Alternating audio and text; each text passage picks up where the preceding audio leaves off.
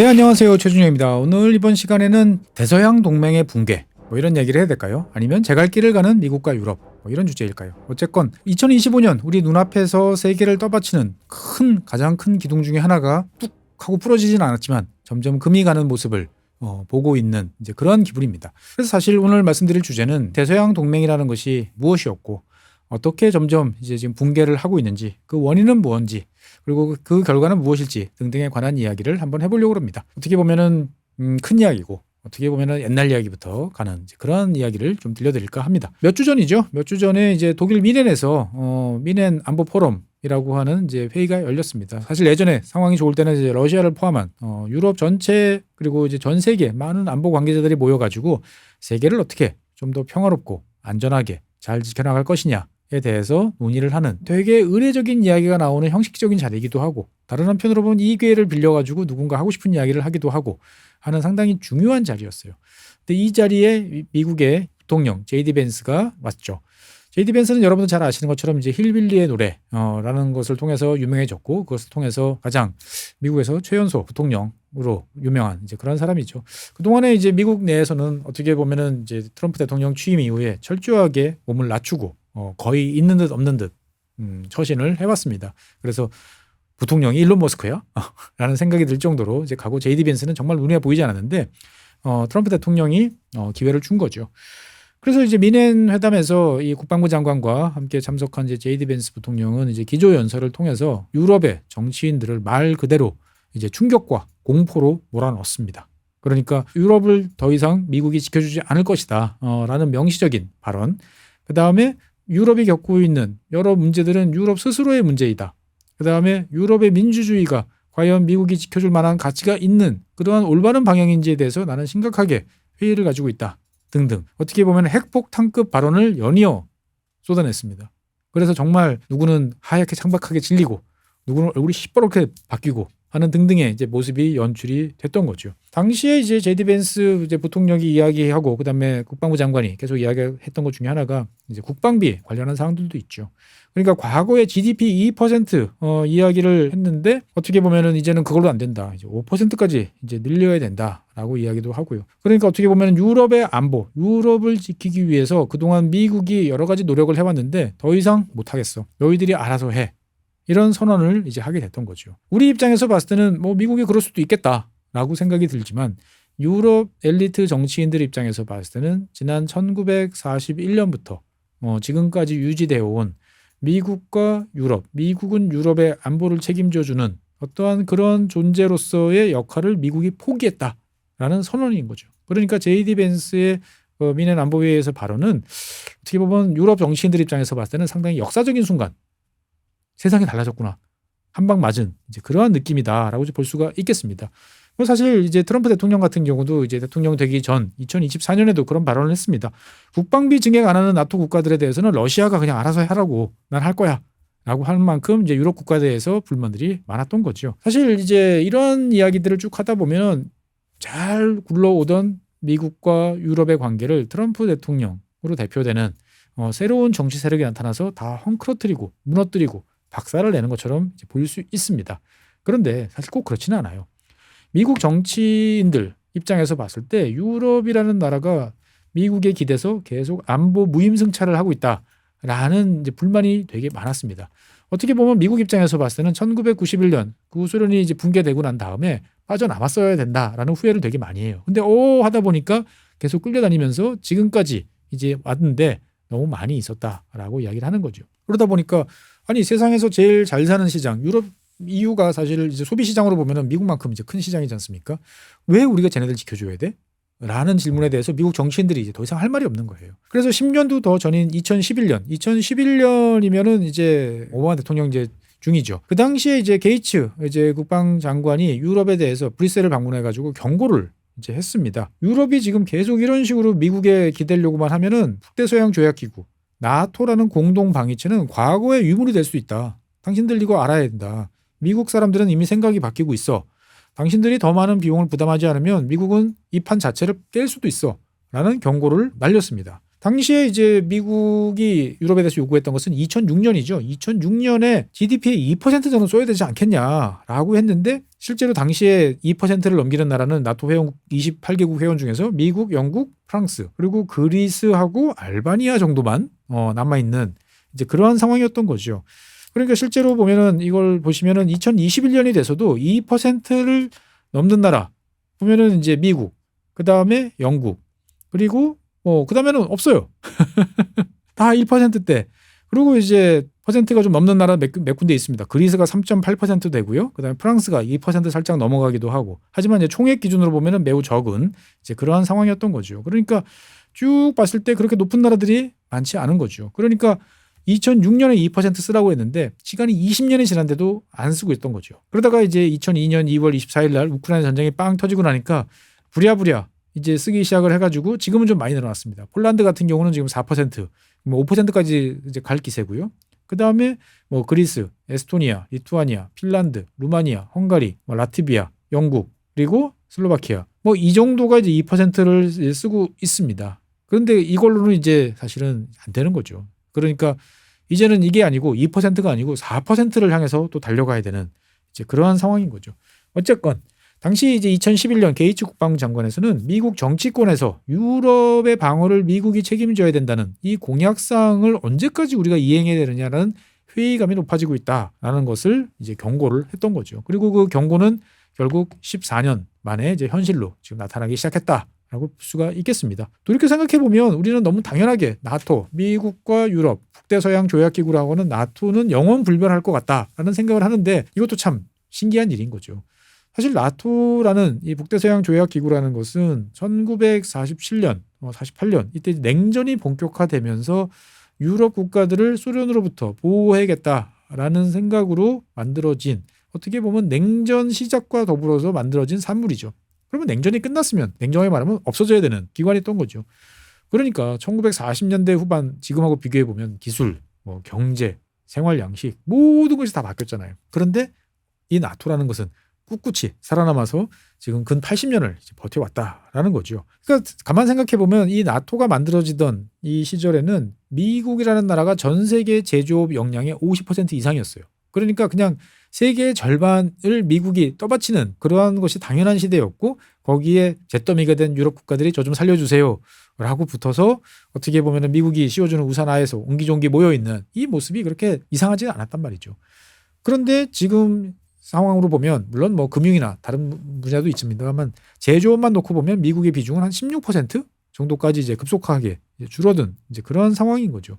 그러니까 미국 입장에서 봤을 때는 아니 쟤네들은 이제 몸집이 커졌고 이제 나는 이제 좀 작아진 상황인데 상대적으로 이걸 왜 내가 쟤네들을 떠맡아야 돼? 라는 불만이 나오는 것은 지극히 합리적이다라고 볼 수가 있는 거죠. 어찌됐든 미국이라는 든든한 이제 우산이 씌워지고 그 다음에 잿더미가 된 미국이 유럽 국가들의 여러 가지 갈등이나 이해관계. 사실 뭐 유럽이라는 대륙이 원래 이제 전쟁터였잖아요. 끝없는 전쟁이지 않습니까? 뭐 독일, 프랑스부터 시작해가지고 맨날 지지고 볶던 나라였는데 미국이라는 큰 형님이 딱 나타나서 그만하지라고 하면은 다들 찍소리 못하고. 그다음에 미국이 전체적인 안보를 책임져준다는 확신이 있었기 때문에 국방비를 늘리는 뭐 이를테면 독일이 국방비를 늘린다고 해서 여기에 대해서 프랑스가 경계심을 갖거나 우려하거나 이럴 이제 가능성은 전혀 없었던 거죠. 그러니까 유럽 대륙을 그동안에 수백 년 동안 짓누르던 반목, 갈등 이런 게 사라지면서 여러 가지 평화로운 대륙으로 이제 변화했다라고 볼 수가 있겠습니다. 그러니까 이제 이 나토라는 것은 결국 생각해 보면 2차 세계대전 정말 처절한 세상이 무너지는 그러한 것을 경험했던 소유럽의 사람들이 더 이상 이런 것을 반복하면 안 돼라고 하는 그리고 미국도 바다 건너서 유럽에서 전쟁을 치르다 보니까 이런 일이 다시 있어서는 안 될 것 같다라는 거에 동의를 한 거죠. 즉 전쟁에서 전우로서 같이 뛰었고 그다음에 거기에서 느꼈던 여러 가지의 기억을 공유하는 세대가 만들어낸 조직이 나토였다라는 거죠. 그러니까 우리가 공동의 경험, 공동의 기억이라는 것이 되게 중요한 거죠. 그러니까 실제로 그 전쟁을 겪었던 사람들은 돌아가셔도 그 전쟁이 남겼던 참상, 어려움, 힘듦, 그때 도와줬던 사람들에 대한 고마움 이런 것들은 전승이 될 수 있어요. 그렇게 되면은 이 관계가 유지될 수 있는데 지금 80년이 지난 지금 미국과 유럽의 관계가 과연 그러느냐? 그건 아니다라고 하는 거죠. 그러니까 어떻게 보면 유럽은 계속적으로 비슷한 길을 걸어왔다라고 볼 수가 있을 것 같아요. 1950년대부터 지금까지. 그에 비해서 미국은 여러 차례 변화를 했습니다. 1980년도 한번 변하고 지금 다시 한번 또 크게 변하고. 그러니까 어떻게 보면 유럽 사람들이 미국이라는 나라의 변화에 대해서 그동안 좀 둔감했다라고 이제 볼 수가 있습니다. 그러다가 조용히 사라질 줄 알았던, 어떻게 보면 조용히 에이 너희들끼리 놀아 난 갈련다 이게 아니고 미국이 우리 갈 겁니다 라는 것을 상당히 투박한 방식으로 이야기를 하면서 유럽이 깜짝 놀랐다라고 볼 수가 있는 거죠. 그러니까 양측의 공동의 기억이 사라지는 상태에서 무엇인가가 바뀐다라고 이제 볼 수가 있겠습니다. 어쨌든 이 미국과 유럽은 생각해보면 제2차 세계대전 때 미국과 영국 그리고 캐나다 이런 나라들이 오마 해변에 상륙을 하면서 유럽 대륙을 이제 나치 독일로부터 탈환하는 그러한 일을 해줬고, 전쟁이 끝난 다음에 베를린 봉쇄가 있었을 때 연합국, 특히 뭐 미국이죠. 미국은 이제 어마어마한 양의 항공 수송력을 동원해가지고 정말 심지어 이제 캔디까지 뭐 수백 톤을 챙겨줄 만큼 압도적인 생산력을 통해 가지고 유럽을 구원했다라고 볼 수가 있는 거죠. 여기에 대한 우리는 하나라는 기억이 존재를 했는데, 이 기억이 80년이 지나면서 점점 약해지고 있는 상황에서 파열음을 내기 시작했다라고 볼 수가 있는 거죠. 이러한 입장에서 우리는 새삼스럽게 미국이라는 나라에 대해서 조금 한번 더 생각을 해볼 필요가 있습니다. 지정학을 다루는 사람들 중에서 이제 미국 사람들 같은 경우는 미국 스스로를 가리켜 가지고 행운섬이라고 표현을 합니다. 뭐 맞죠. 사실 뭐 대륙이라는 게 섬이잖아요. 큰 섬이죠. 그런데 미국은 그 중에서도 행운이 가득한. 왜? 동쪽으로는 대서양이 있고 서쪽으로는 태평양이 있고 누가 쳐들어오겠어요. 그 다음에 북쪽으로는 만만한 캐나다, 남쪽으로는 역시 만만한 멕시코. 그러니까 대부분의 강대국들은 주변 국가들과의 관계에 대해서 되게 신경 쓸 것이 많고 여러 가지 분쟁 요소도 있는데 비해서 미국은 전혀 그런 것도 없었고, 어떻게 보면 외부에서 누가 쳐들어온다, 물론 뭐 미사일은 날아올 수 있겠습니다만 직접적으로 쳐들어온다, 뭐 상상하기 어려운 이제 그러한 나라라는 거죠. 깔고 앉아 있는 것도 많아요. 그러니까 미국이라는 나라는 기본적으로 자기들끼리 잘 살 수 있는 그러한 나라라는 거죠. 그러다 보니까 우리 생각과는 달리 미국 사람들은 밖에 어떤 일이 벌어지고 있는지에 대해서 대다수의 사람들은 대단히 희미한 이미지만 가지고 있어요. 그러니까 미국 바라보기도 바쁜 거죠. 우리 동네, 내 주를 벗어나서 평생 내 주에만, 내가 태어난 주에 살다가 죽는 사람도 엄청 많은데 저 먼 나라 이야기는 정말 흐릿한 기억밖에 없는 거죠. 이미지로밖에 안 남는 거죠. 어쨌든 미국이란 나라는 동쪽에서 시작해서 서쪽으로, 그리고 이제 결국 맨 마지막에 로키 산맥이라는 장애물을 만났습니다만 대륙 횡단 열차를 통해서 이 동서부, 그 다음에 중서부 다 연결을 하면서 이런 고립주의, 그 다음에 자기들끼리의 그런 섬이라는 거에서 벗어나서 양쪽으로 본격적으로 개방으로 이제 변했다라는 게 사실 뭐 미국의 가장 큰 특징이다라고 볼 수 있는 거죠. 그러니까 미국을 나타내는 특징 두 가지 중에 하나는 행운섬이라는 것이고요. 두 번째는 이제 이 행운섬이라는 것은 미국이 그냥 원래 갖고 있는 물리적인, 그리고 이제 앞으로도 유지될 특성이라고 그러면은, 두 번째는 100년 전에 만들어진 또 독특한 특성이 있죠. 윌슨주의라고 이제 이거를 불러야 될까요? 어쨌든 여러분들 잘 아시는 것처럼 우리나라 3.1운동 뭐 이런 할 때 보면은 뭐 윌슨 대통령의 민족 자결주의에 따라서 어쩌고 저쩌고 다들 국사 시간에 열심히 배우셨던 기억이 날 텐데, 윌슨 대통령은 이제 미국의 28대 대통령이었죠. 그래서 이제 윌슨 대통령 같은 경우는 미국 정치인들 중에서는 상당히 독특했어요. 그러니까 바다 건너, 즉 유럽 대륙이죠. 유럽 대륙에서의 자유 달성이 미국의 국가 안보에 있어서 필수적이다라는 생각을 했던 정치인입니다. 그러니까 유럽 대륙이 이상해지면 그 여파가 우리한테 불이 옮겨붙어. 그러니까 우리는 유럽에 대해서 거리를 두고 그냥 우리끼리만 잘 살면 되는 거야가 아니고, 우리가 유럽 문제에도 신경도 쓰고 필요할 경우는 개입해서 좋은 방향으로 돌려놔야 돼라는 이상을 이제 설파했던 사람인 거죠. 그래서 여기에 따라서 윌슨 대통령의 결정에 따라서 제1차 세계대전 후반부에 미군이 개입을 하게 됐고, 기진맥진한 독일을 이제 물리치면서 연합국이 승리를 하게 되는 거죠. 물론 윌슨 대통령이 생각했던 것처럼 이제 영구 평화, 전쟁을 사라지게 만드는 뭐 국제연맹 이런 것들은 이제 다 한여름밤의 꿈처럼 사라졌다라는 것은 잘 알겠지만, 어쨌든 미국이라는 나라, 그리고 특히 미국 엘리트들 사이에서 어쨌든 미국이라는 나라가 이러한 일을 해야 된다, 그리고 이러한 일을 할 수 있는 역량을 갖추고 있다라는 것에 대해서 상당히 큰 임팩트를 주는 사람이 윌슨입니다. 그래서 이러한 미국의 개입주의, 대외적으로 뭔가 적극적인 역할을 해야 된다라는 것이 이제 윌슨 대통령의 정신인데, 이것이 결국 2차 세계대전 루즈벨트 대통령으로 이어져 가지고 유럽에 참전을 하게 됐고, 그다음에 민주주의 승리라는 것들을 가져오게 됐던 거죠. 그러면서 미국이 세계 최강대국으로서의 자리를 갖게 됩니다.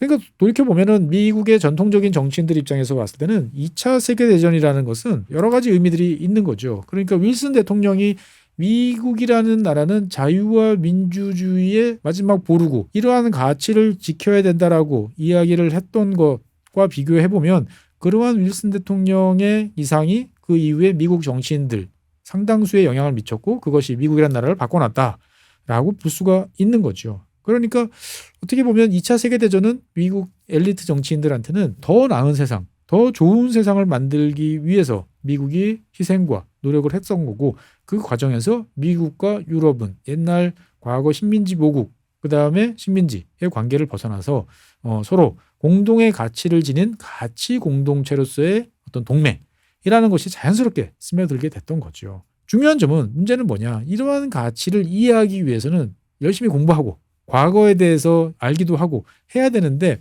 미국 정치인들이 그런 거에 대해서 점점 둔감해지고 있고 유럽 사람들도 그걸 너무 당연하게 생각하다 보니까 그러한 가치에 대해서 강조하거나 이것들에 대해서 더욱더 잘 하기 위한 노력들을 별로 안 한 상태에서 그냥 이제 굴러왔다라고 이제 볼 수가 있는 거죠. 사실 이 시점에서 우리는 한번 이 아까 처음에 제가 말씀드렸던 대서양 동맹이라고 하는 거에 대해서 좀 생각해 볼 필요가 있습니다.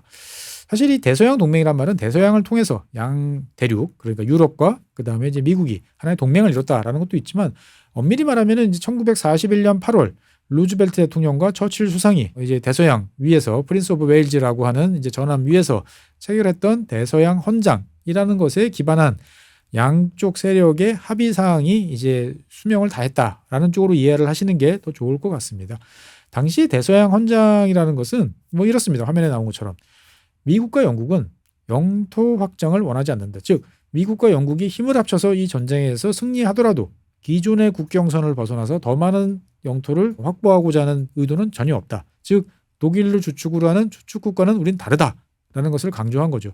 그렇고 그런 똑같은 제국주의끼리 붙는 게 아니다. 우리는 정의롭고 올바른 세력, 저기는 문제 있는 세력 이렇게 이제 규정을 한 거죠. 그다음에 두 번째, 영토 변경은 당사국 국민의 의사에 따라야 된다. 이건 지금까지 내려오는 거죠. 그래서 우크라이나 전쟁 때 러시아의 힘에 의한 현상 변경에 대해서 전 세계 특히 유엔을 중심으로 한 많은 쪽에서 여러 가지 반발이 나왔던 게 여기에 따른 거죠. 이건 사실 근 100년 가까이 지금 우리한테 내려오는 원칙인데 이게 지금 다시 또 무너지고 있죠. 그리고 세 번째, 잘 아시는 것처럼 모든 민족은 자결권을 갖고 있다. 여긴 되게 단순하게 썼지만 사실은 핵심은 뭐냐. 이 전쟁이 끝나고 나면 식민지에 있는 많은 사람들은 스스로 자기들이 어떤 체제를 가질지를 결정할 수 있는 권리가 있다라는 거죠. 그러니까 미국과 영국을 도와서 이 전쟁에서 승리할 수 있도록 해달라라는 거예요. 그러면 여러분들이 원하는 그런 정치 체제를 가질 수 있도록 해주겠다. 이 말은 뒤집어 보면은 미국이 영국을 윽박지른 거죠. 너희들 영국 제국주의 같은 그 마인드를 계속 가지고는 이 전쟁 이길 수 없어. 그러니까 네가 가지고 있는 거 다 털털 털어가지고 전쟁 끝나고 나면 다 내놓을 거야 라고 약속을 해 라고 하는 의미가 담긴 거죠. 그리고 이제 무역 장벽을 낮춘다. 경제적 협력을 도모한다. 세계를 공포와 결핍으로부터 해방시킨다. 그 다음에 공해, 바다를 자유롭게 항해할 수 있다. 너무 당연한 거죠. 그러니까 대서양 헌장이라는 것은 여러분들이 당연하게 생각하는 그 우리가 생각하는 국제 질서의 저 근간을 만든 합의 사항이에요. 이것을 통해서 미국이 영국으로부터 주도권을 받아오게 되는 시점이 됐고 결국 이것이 미국이 전 세계 자기들의 가치를 보여주는 어떠한 핵심적인 조항으로서 갔던 거죠. 그리고 이 조항에 동의하는 많은 세력들이 뭉쳐 있었고 그것이 대서양 동맹이라는 이름으로 지금까지 유지가 됐던 거죠. 나토는 그것을 구체화한 대상이다라고 이제 볼 수가 있는데 그것이 이제 붕괴를 했다라고 이제 볼 수가 있겠습니다. 실제로 이런 대서양 헌장을 대해서 이해를 하려고 그러면 여러 가지로 해야 되겠지만 잊혀진 이야기잖아요. 사실 뭐 없는 이게 뭔지 모르시는 분도 뭐 엄청 많고 그러다 보니까 어떻게 보면은 미국 입장에서 봤을 때는 미국을 떠받치는 두 개 축이 아까 행운섬 이 두 번째 윌슨주의라고 그랬는데 이제 윌슨주의와 대서양 헌장이 이제 잊혀지는 세상이 된 거죠. 그럼 남은 거는 미국이란 나라를 이렇게 지리적인 입장으로만 보는 관점만 남는다라는 거죠. 그러다 보니까 새롭게 등장한 트럼프 대통령 같은 경우는 대서양 동맹이라는 그 가치 여기에 대해서 그게 뭐?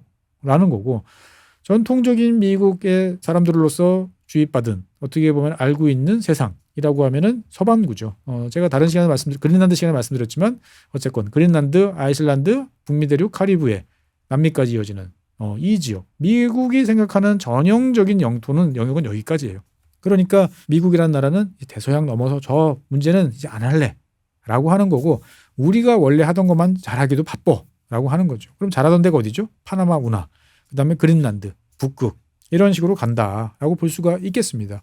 그러다 보니까 이런 관점에서 보면은 여기 애매하게 껴있는 캐나다 그냥 51번째 주로 하는 게 낫겠다라는 생각을 가지게 되는 거고 멕시코 여기에 대해서도 여러 가지 생각들을 하게 되는 거죠. 즉 미국 사람들 입장에서 봤을 때는 지난 18세기, 19세기 걸쳐서 동쪽에서 서쪽으로 나가는 게 미국의 어떻게 보면 운명이고 이런 것이라 생각을 했는데 이번에는 이제 남북으로 가는 건가? 뭐 이런 생각도 하게 됩니다. 어쨌건 뭐 이제 멕시코만이 아니고 미국만으로 이제 바뀐 것도 이런 상징이다라고 볼 수가 있겠습니다. 어쨌건 미국이 이런 식으로 변하다 보니까 유럽이 지금 이제 큰 위기에 이제 사로잡힌 상황인 거죠. 그러니까 우크라이나 전쟁이라는 것은 제가 여러 번 말씀드렸습니다만 2차 세계대전 이후에 유럽 대륙에서 국가 대 국가로 붙은 어떻게 보면 전면전이죠. 내전이 아니고 전면전이었고 러시아라는 책임 있는 나라가 국경선을 일방적으로 힘으로 변경해 라는 거에 대해서 유럽 국가들이 되게 놀랐던 거죠. 그래서 대서양 동맹이 작동을 해서 유럽과 미국이 이런 상황을 막아낼 거야 라고 생각을 했는데 미국이 3년 지난 이후에 이제 안 해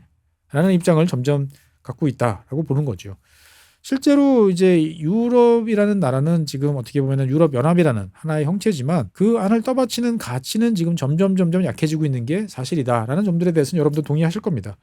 그러다 보니까 이 유럽이라는 이 지역 여기가 현재 점점 분열하고 있고 약화된다 그러면 그 반대로 러시아부터 중앙아시아 다른 지역을 포괄하는 흔히 말하는 이제 유라시아 세력이라고 말하는 반서방이라고 해야 될까요? 이 세력이 강해지고 응집되는 그러한 결과들이 만들어질 가능성이 높은 거죠. 그것이 사실 이번에 우크라이나 전쟁에서 나타나지 않았습니까? 러시아를 지원하는 중국, 북한, 이란. 어떻게 보면은 하나의 가치가 안티로서 서로가 맞서는 그런 모습을 보여준 계기가 됐다라고 이제 볼 수가 있는 거죠. 그러니까 현재 유럽 입장에서 봤을 때는 덜커덕 겁이 나는 거죠. 우리를 그동안 하나로 묶어놨던 끈이 약해지고 있어. 근데 밖에서의 잡아당기려고 하는 원심력은 세지고 있어. 그러면은 유럽이 뿔뿔이 흩어져서 다 망가지는 거 아니야?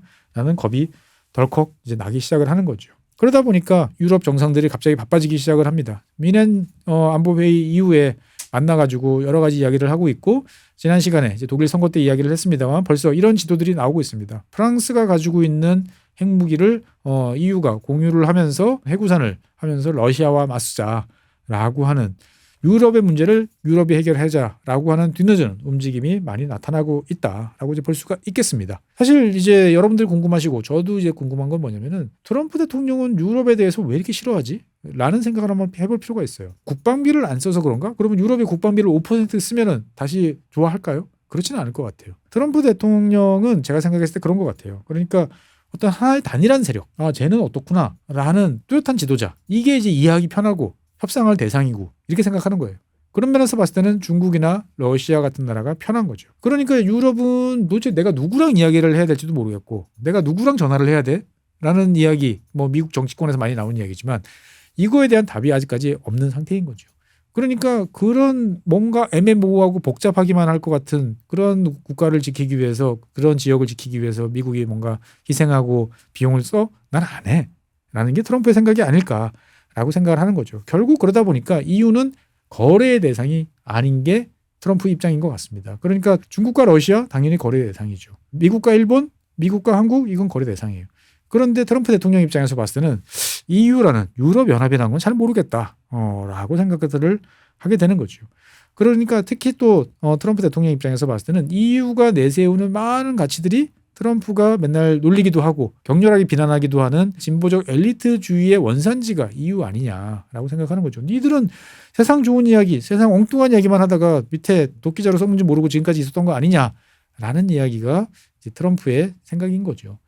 여기에 대해서 유럽 정치인들이 정말로 찬물을 한 바가지 뒤집어 쓴 것처럼 자기들끼리 열심히 유럽의 문제는 알아서 우리끼리 힘을 합쳐서 잘하면 어떻게 보면 유럽은 새로운 모드로 전환이 되고 그다음에 또 다른 역사를 만들어 나갈 수 있을 텐데 과연 그게 잘 될지 안 될지 잘 모르겠습니다. 어쨌든 유럽은 유럽연합이라고 하는 경제 공동체, 정치 공동체로 묶여 있습니다만 되게 느슨하죠. 이것들을 미국 수준으로 빨리 끌어올리는 작업들을 해야 된다라는 목소리가 나오지만 쉽지 않은 상황. 그리고 급진 우파 이런 세력들, 그다음에 러시아와의 관계, 중국과의 관계 이런 것들 때문에 유럽 입장에서 봤을 때는 애써 외면하고 있던 숙제가 갑자기 나타난. 그러면서도 가장 신뢰하고 있던 대서양 동맹이 이제 붕괴하는 그러한 모습을 지켜보면서 화들짝 놀라고 대안을 모색하는 그러한 것이 유럽이다라고 말씀드릴 수 있겠습니다. 어쨌건 뭐 정리를 해보면 미국과 유럽의 대서양 동맹이라는 것은 시간이 지나면 다시 복원이 된다기보다는 점점 약화될 가능성이 높다라고 볼 수 있고요. 우리 입장에서 봤을 때는 영원 불멸한 건 없구나. 우리는 미국과 혈맹이죠. 같이 전쟁터에서 피를 흘리면서 싸웠습니다만 그 기억은 너무 옛날 기억이에요. 아련합니다. 그렇기 때문에 미국과의 관계 이거에 대해서 우리가 앞으로 어떠한 관계를 가져가야 될지에 대해서도 진지하게 이제 고민을 해봐야 되는 단계가 아닐까라는 점을 이제 우리는 유럽을 통해서 볼 수가 있는 거죠. 네, 이번 시간에는 붕괴하는 대서양 동맹 그 배경, 원인 그리고 경과 등등에 대해서 알아봤습니다. 다음 시간에는 새로운 주제로 여러분들 찾아뵙겠습니다. 감사합니다.